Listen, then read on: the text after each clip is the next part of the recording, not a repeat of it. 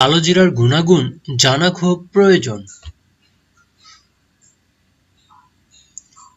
রান্নায় যেসব মশলা ব্যবহৃত হয় তার গুণাগুণ স্বীকার করছে গোটা দুনিয়া।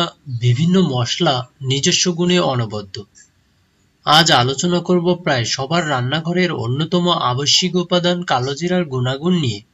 এই মশলা যে শুধু রান্নায় স্বাদ বাড়ায় তা নয়, অনেক অসুখের নিরাময়ে লুকিয়ে আছে কালোজিরার মধ্যে। উগ্র সুগন্ধযুক্ত কালোজিরা খিদে বাড়ায়, পেটের বায়ুনাশক ও ফুসফুসের রোগে উপকারী।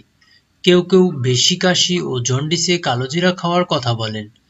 আমাশা নিরাময়। আমাশার সমস্যায় কালোজিরা মহা ঔষধ। এ সময় কালোজিরা সামান্য ভেজে গুঁড়ো করে 500 মিলিগ্রাম হারে 7 থেকে 8 চা চামচ দুধে মিশিয়ে ওই মাত্রায় সকালে ও বিকেলে 7 দিন ধরে খেলে উল্লেখযোগ্য ফল পাওয়া যায়।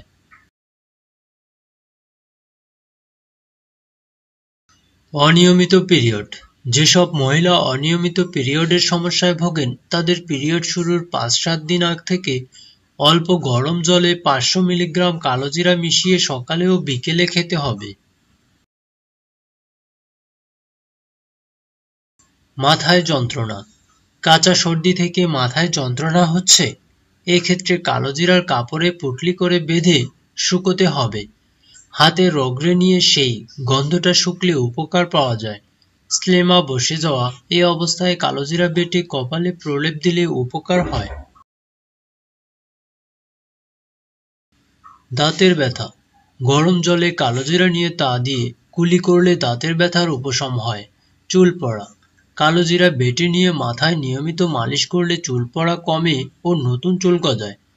ত্বকের শুষ্কতা।